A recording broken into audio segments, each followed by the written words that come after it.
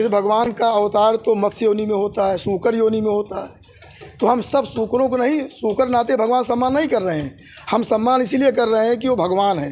भले सूकर योनि में आए या मत्स्य योनि में आए, कमठ योनि में आए, किसी योनि में आ जाए उनका हम सम्मान करेंगे। चाहे क्षत्रिय योनि में आ जाए, चाहे ब्राह्मण योनि में आ जाए, भगवान जो है हम भगवान के नाते सम्मान कर रहे हैं। लेकिन आजकल क्या है, वो जाति बांट दी गई कि हम जाति के नाते भगवान को सम्मान कर रहे हैं। जी जी।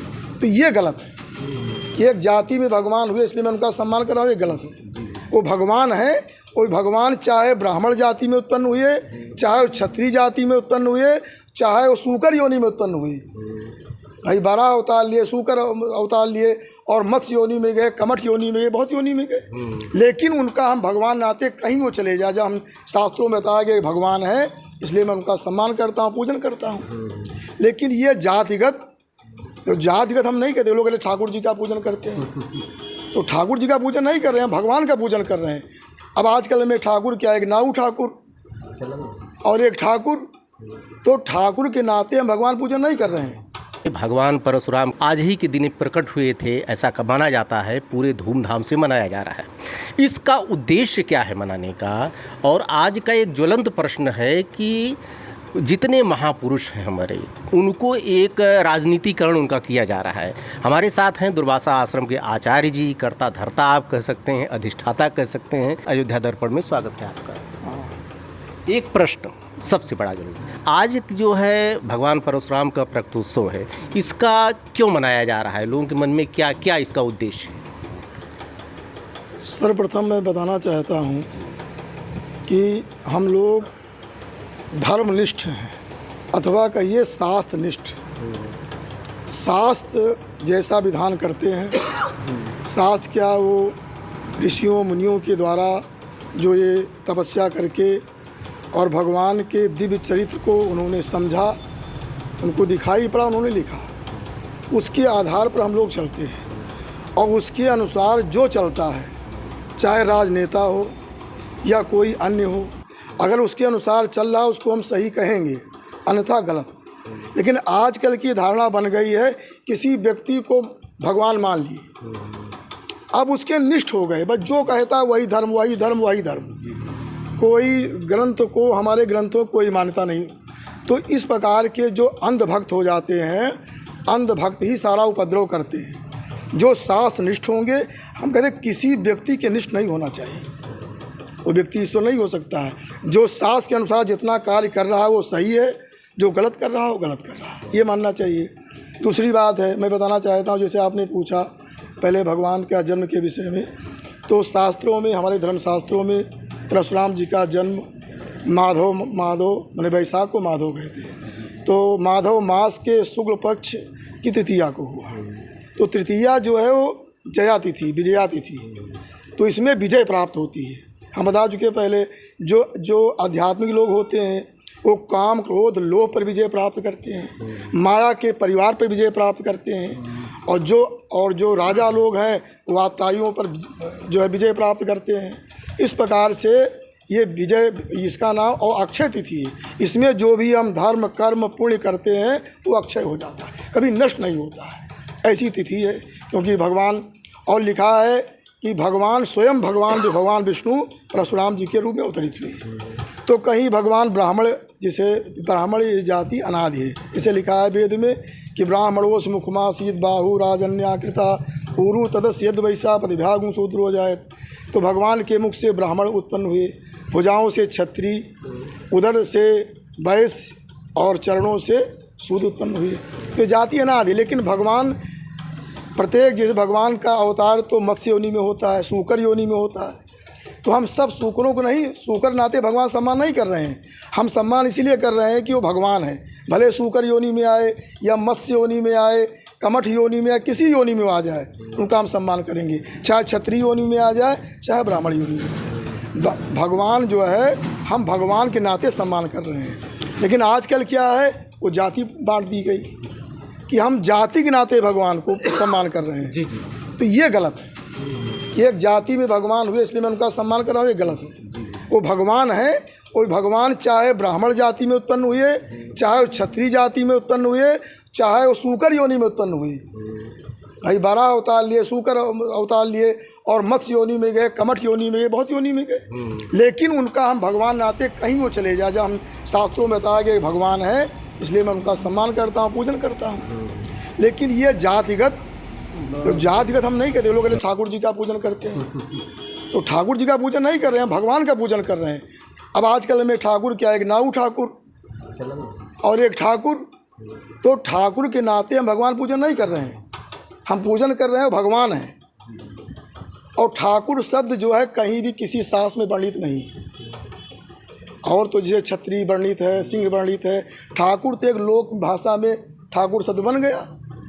अब जितने लोग पढ़े लिखे बड़े बड़े विद्वान, वो भी कहते हैं ठाकुर की पूजा कर रहे हैं, ठाकुर जी की सेवा कर रहे हैं। अरे कम से कम शुद्ध शब्द बोलो, भगवान के सहस्र नाम है, भगवान की अनंत नाम, ऐसा नाम बोलो जिससे कि एक पुण्य मिले। साधु शब्द उच्चारण करने से पुण्य मिलता है। पतंजलि जी ने कहा है कि अगर साधु शब्द का उच्चारण करेंगे, जो शास्त्र सम्मत शब्द है उसे पुण्य मिलेगा, और गंवारू शब्द बोलने से कौन सा पुण्य मिलेगा। जो गंवार, जो पढ़े लिखे नहीं है, वो ठाकुर बोले ठीक। राजनीति की समय धर्म की परिभाषा बहुत रच रहे हैं। एक वक्त समय हुआ करता था कि धर्म से राजनीति चला करती थी। धर्म जो है राजनीति को संचालित करता था। आजकल राजनीति धर्म को संचालित कर रही है, और वो लोग धर्म की टिप्पणियां कर रहे हैं जो कि प्रकट क्या होता है, जन्म क्या होता है, उनको अंतर ही नहीं पता है। क्या कहेंगे? कारण ये है कि जैसे भगवान श्री राम को कुछ नेताओं ने क्षत्रिय रूप में जोड़ दिया, और क्षत्रिय रूप जो बांध करके, तो दूसरे लोग फिर उसको, दूसरे भगवान को ब्राह्मण रूप में जोड़ दिया, तो तीसरे ने और यादव रूप में जोड़ दिया। भाई जब एक का जातिकरण हो गया, तो दूसरा भी जातिकरण कर लिया अपना, फिर तीसरा भी जातिकरण कर लिया। तो जातिकरण ये नेताओं की देन है। ये हमारे देश के जो नेता लोग होते हैं, वोट लेने के लिए, देखिए हनुमान जी को दलित कह दिया गया। तो ये सब जो है, ये वोट की राजनीति है कि जैसे हमको वोट मिले। अगर हनुमान जी को हम दलित कह देंगे, वोट मिल जाए, तो हनुमान जी दलित है।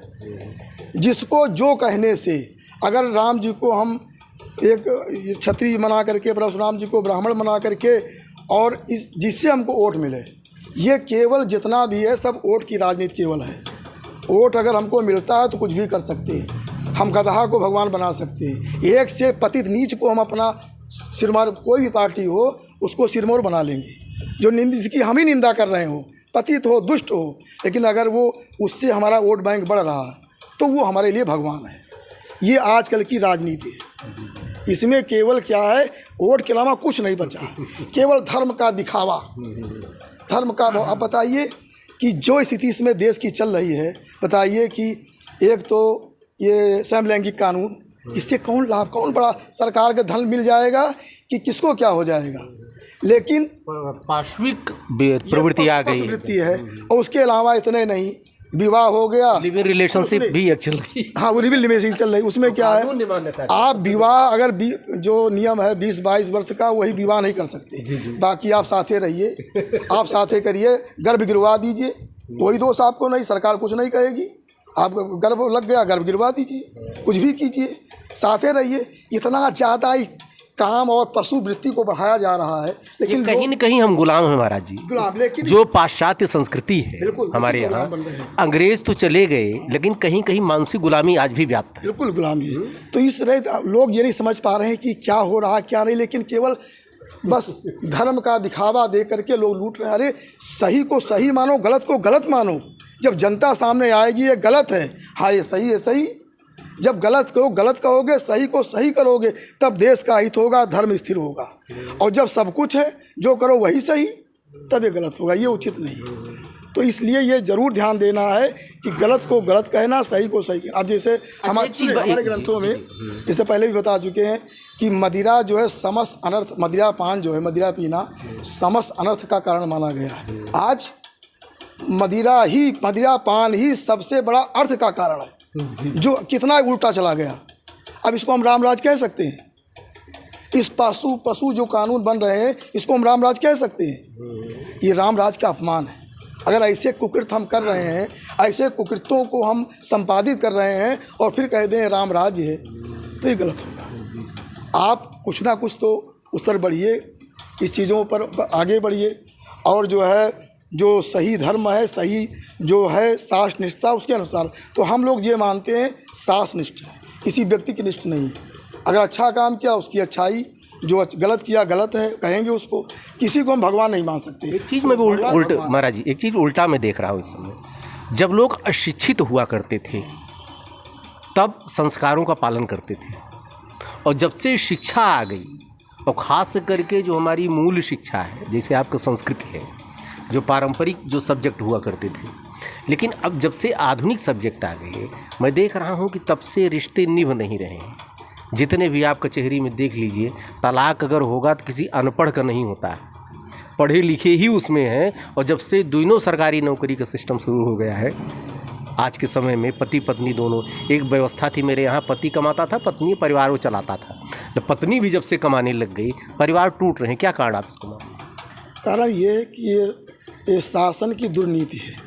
जैसे अब विवाह हो गया, पत्नी किसी दूसरे को पसंद करती है, पसंद करे जाए उसके साथ सहे, सरकार कहती है हाँ बहुत अच्छा काम है, पुरुष जाता है, पुरुष अपना जाए, तो ये कैसे घर चल पाएगा? ये सारी दुर्नीति सरकार की है, राजनेताओं की है। वो अपने भोग विलास में, जब स्त्रियां भोग विलास को हम स्वतंत्र देंगे तो हम तभी तो हमको लाभ मिलेगा। हम कैसे भोग विलास करेंगे? तो अपने भोग विलास के लिए ये नेताओं की दुर्नीति है, जो इस तरह से सारी छूट दे रहे हैं। अरे शासन वेद का शासन, ये शासन कि लोग नारियां प्रतिव्रता होती थी। हमारे ग्रंथों में कहा गया है कि जो है गाय वेदैश्च गोभिर विप्रैश्च वेदैश्च सती भी सत्यवाद भी अलोभिर दानशीलैश्च सप्तभिर धारते मही। वहाँ सती नारियों का नाम आया। गोभिर माने गौओं के द्वारा, गौओं की सेवा, उनके गोबर गोमूत्र प्रयोग किया जाए। और ब्राह्मणों के द्वारा, जो वैदिक ब्राह्मण है, गोबर वेद, और वेदों के द्वारा सती भी सत्यवाल, उसके बाद सती नारियों का स्थान आता है, सती भी सत्यवाल भी। और आजकल क्या वेश्या कथा होती है, अयोध्या में वेश्या कथा हुई, मुरारी बाबू आए, जितनी और सबको, हनुमान जी की माता को वेश्या बना दिया, जितनी सबको वेश्या बना दी, और वेश्या कथा करके चले गए। लोगों को नोट मिल गए, नोट लेके बैठ गए, हाँ ठीक वेश्या कथा का हो, क्या करना है? सरकार चाहती कि वेश्या कथा हो और सब वेश्या बन जाए। जहाज में कथा का क्या उचित है? ये जहाज में कथा कहा मुरारी बापू, उचित नहीं है। ये केवल अपना प्रदर्शन मात्र है। मुरारी बापू शमशान की अग्नि से विवाह कराएं, बताओ? ये सब आजकल कुछ नहीं, सब जो है कुछ नया करके दिखाना है। कुछ भी करो, नया करो, ताकि लोग हमसे आकर्षित हों। तो मैं एक बात और बताना चाहता हूँ, ये चीज़ है, मालिया यहाँ जो परशुराम जी का मंदिर है, और मंदिर की स्थापना यहाँ हमने क्यों किया, उस विषय में 2 शब्द में बताना चाहता हूँ। कि हमने महाभारत ग्रंथ को पढ़ा, और उसमें ये आया कि क्योंकि कल्प भेद हर चरित सुहाए, कल्प भेद से चरित्रों में अंतर आता है। तो जब राम दशरथ जी अपने चारों पुत्रों का विवाह करके जब अयोध्या आ गए, उसी समय तत्काल परशुराम जी पहुँच गए, अपना फरसा लिए क्रोध में पहुँचे वहाँ। तो ये सुने तो घबराए दशरथ जी। राम जी से कहा, राम जाओ तो उन्हीं राम को संभालो। तो राम जी गए, परशुराम जी को प्रणाम किए। तो उन्होंने कहा, आतिथ्य कहा, कुछ नहीं, पहले मैं जो आदेश करता हूँ उसे तुम्हें करना होगा। कहने क्या, कहने धनुष ले लो। धनुष उन्होंने ले लिया, कहा इसको झुकाओ। धनुष वैष्णव धनुष था, वैष्णव धनुष परशुराम जी के पास था, और राम जी को दिखा इसको झुकाओ, उन्होंने झुका दिया। कहा इसको रस्सी लगाओ, रस्सी लगा दिया। कहा इसको खींचो डोरी, डोरी की बड़ी तरताहट की आवाज़, वो खींच दी उन्होंने। वैष्णव धनुष कोई सामान्य धनुष नहीं था। कहा आप ठीक है, लो बाण ले लो। अपना बाण दिया, कहा चढ़ा दो, मेरे ऊपर चढ़ा दो बाण, परशुराम जी ने कहा। तो राम जी ने केवल उनकी आदेश, नहीं तो राम ब्राह्मण प्रमाण नहीं चला सकते थे, लेकिन उनका आदेश था, आदेश अनुसार उन्होंने बाण चला दिया। जब बाण चलाए, लिखा है भागवत में, हम इस लोग नोट किए सब, एकदम बिल्कुल प्रकाशमय सामने हो गया, इतना तेज सामने आ गया। वो बाण उसी तेज में उलझा और तेज को पीता रहा। तेज को पीते पीते वापस आ गया। राम जी जब तेज इतना पी लिया, जितना क्षमता थी, पीकर वापस आ गया। उसके बाद परशुराम जी ने कहा बस हो गया, मैं अब मैं जा रहा हूँ हमको, क्योंकि वो उनका उद्देश्य ये था कि हमारा अब जब तक नहीं कोई था तब तक मैंने संभाला, अपने धनुष बाण फरसा के द्वारा आताओं को संहार किया, देश की हमने रक्षा किया। लोग कहते हैं कि परशुराम जी क्षत्रिय संहारक थे। हम तो कहते हैं किसी भी धार्मिक राजा का परशुराम जी ने वध किया हो, कोई बता दे। अच्छा, जनक जी उस समय थे ना? हाँ, तो कैसे वो जिंदा रह गए? उनके यहाँ यज्ञ कराने जाते थे, वही तो बताया। उनके यहाँ यज्ञ, राजा दशरथ जनक जी कैसे थे बताइए? परशुराम जी उनके यहाँ यज्ञ कराने जाते थे, सभी राजर्षियों के यहाँ यज्ञ कराने जाते थे, सब थे। वो केवल राजा कहा जाता है। जो उच्छृंखल हो गए थे, जो उच्छ्वास वर्ती माने सात मर्यादा को छोड़ चुके थे, अत्याचार कर रहे थे, केवल उन्हीं का वध किया। बाकी परशुराम जी ने ऐसे किसी राजा का, धार्मिक राजा का वध उन्होंने नहीं किया। एक विद्वेष पैदा करने के लिए 21 बार क्षत्रियों का नाश किया है। ये सब विद्वेष बनाया गया। जब उन्होंने जिसे कोई फिर दुष्ट राजा पैदा, उनका मजाक किया, हंसी किया या अत्याचार किया, फिर उसको मार देते थे। ये नहीं कि वो एक तरफ से, क्योंकि याज्ञवल्क्य जी ने कहा है, ब्राह्मण का धर्म है कि लिखा है याज्ञवल्क्य स्मृति ने कि तपस तप्त्वा सिजत ब्रह्मा ब्राह्मणान वेद गुप्तये तृप्त्यर्थम पितृदेवानाम धर्म संरक्षणाय च। ब्रह्मा जी ने जो उत्पन्न किया ब्राह्मणों को धर्म की रक्षा के लिए, और पितृयज्ञ देवयज्ञ के लिए, और वेद की रक्षा के लिए।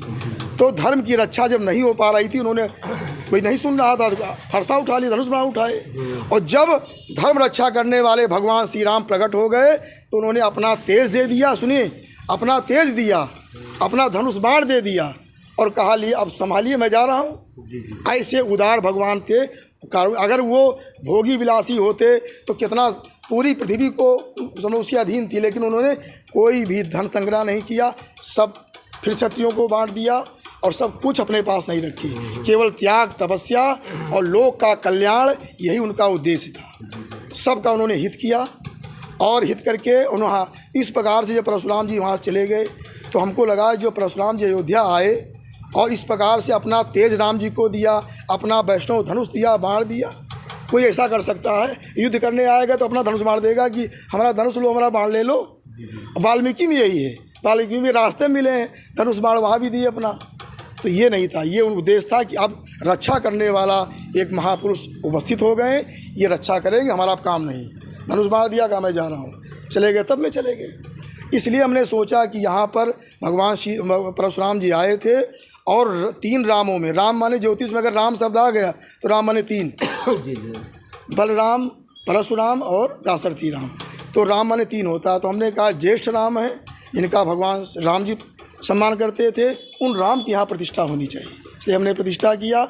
और वाल्मीकि रामायण दशरथ जी ने कहा है ब्राह्मणश्चा महातपा, दशरथ जी से कहा कि आप महातपस्वी ब्राह्मण हैं, आप कैसे अब आ गए, क्या कैसे आगमन हुआ? सोचे कहीं। तो वशिष्ठ आदि ऋषियों ने अर्घ प्रदान किया राम राम कह के। जब परशुराम जी के अंदर इतना तेज था, क्यों तपोबल था कि सब मूर्छित हो गया, अंधकार छा, कोई दिखाई नहीं पड़ रहा था, इतना तेज हो गया। केवल महाराज दशरथ जी, उनके 4 पुत्र और वशिष्ठ आदि ऋषि, यही केवल सचेत थे, बाकी सब अचेत। इतना तेज था, कोई सुखाई दिखाई नहीं पड़ रहा था। ऐसे परशुराम जी तपस्वी थे, और तपस्वी की शिक्षा दिया, तप करो। त्याग की शिक्षा, कितने त्यागी थी, और वेद की मूर्ति थी, वेद अध्ययन की शिक्षा दिया, संस्कारों की शिक्षा दिया, और इस प्रकार से राजाओं को भी शिक्षा दिया कि धर्म करो। अगर इस प्रकार से परशुराम जी का जीवन बड़ा दिव्य है। उनका नाम राम ही है। राम माने लोक रमणात रामा, लोक को रमण, लोक को आनंद देने के लिए, प्रसन्नता बांटने के लिए ये राम जी का, परशुराम जी का अवतार हुआ। ये तो परशु बाद में मिला, परशु सहिता रामा, यानी परशु विशिष्टा रामा। भगवान शंकर की आराधना करके इनको भरसा मिला, वो कि दुष्टों के संहार के लिए केवल की स्थिति बनी रहे, देश की रक्षा हो, लो देश उन्नति पर जाए। यही सब भगवान का, सारे भगवान हमारे, किसी भगवान में भेदभाव नहीं करना चाहिए। ये भगवान, वो भगवान, ये हैं। भगवान भगवान है, हम भगवान नाते सम्मान कर रहे हैं, चाहे वो मत्स्य योनि में जाए, चाहे सूकर योनि में जाए। अब ये थोड़ी सब सूकर का हम सम्मान करेंगे, ये थोड़ी भगवान सूकर में जिसाए उन भगवान की हम आराधना करते हैं। तो इसलिए जो है ये भेदभाव नहीं करना चाहिए। भगवान भगवान है, ये भगवान छोटे, ये भगवान बड़े। हमारे कुछ धर्माचार्य ऐसे हुए कि उन्होंने इतना विघटन पैदा किया, गणेश जी छोटे, फिर दुर्गा जी छोटी, वो छोटे, वो बड़े, इतना आपस में धर्म को नष्ट किया है। लेकिन लोग इसी में पड़े रह गए। हमारे वेद में बताया गया है एकम सद विप्रा बहुधा वदंती अग्निम यमम मातृश्वान माहू। वो एक सद है, एक सद है, उसको अनेक प्रकार से नाम रूप कर्म से अलग अलग बता दिया गया। वही ब्रह्म, एक ब्रह्म है जो शिव जी के रूप में प्रकट हुआ, वही ब्रह्म है राम जी के रूप में आया, धनुष बाण ले लिए, वही श्री कृष्ण के रूप में आए, वही दुर्गा जी के रूप में साड़ी पहन कर, वही शिव के रूप में, वही गणेश जी के रूप में आए, वही भगवान सूर्य के रूप में आ गए। ये समझना चाहिए। और ये कहते हैं हम अनन्य हैं, अनन्य हैं। अरे अनन्य क्या हो तुम? भ्रष्ट अनन्य अनन्य वो है जो कम से कम पांचों देवताओं को तो एक माने, वो अनन्य हुआ। दूसरा देवता है ये नहीं, पांचों एक ही हैं, तब अनन्य आप हैं। ये अनन्य की व्याख्या गलत हो रही है आजकल। अनन्य माने ये पांचों में कोई अन्य नहीं है। तो लिखा तो गया है, निज प्रभु मैं देखत फिरऊँ कि स्तन करऊँ विरोध। सबको प्रभु मैं देखें, अरे सबको न देखो, लेकिन कम से कम जो भगवान अपने हैं उनको तो कम से कम एक देख लो, तो उसको कहेंगे अनन्य। हम केवल विष्णु पूजा करेंगे, गणेश जी का निंदा करेंगे और शिव जी की निंदा करेंगे, ये सब क्या है? ये सब मूर्खता है। भले कोई बहुत बड़ा विद्वान हो, चाहे धर्माचार्य हो, लेकिन इसको हम सही नहीं कर सकते, गलत है। कम से कम अपने में देखो और एक समझो, तब जा कर के देश का हित होगा, अपना धर्म बढ़ेगा। एक दूसरे की निंदा करने से धर्म नहीं बढ़ता है। इस प्रकार से मैं बताना चाहता हूँ इन्हीं शब्दों के साथ भगवान परशुराम जी के चरणों में, क्योंकि उनका जो लोक में योगदान है, पहले से उस योगदान के लिए मैं उनको प्रणाम करते हुए और अपनी वाणी को विराम देते हैं। असतो मां सद्गमय तमसो मां ज्योतिर्गमय मृत्योर्मा मृतम गमय। ओम शांति शांति शांति।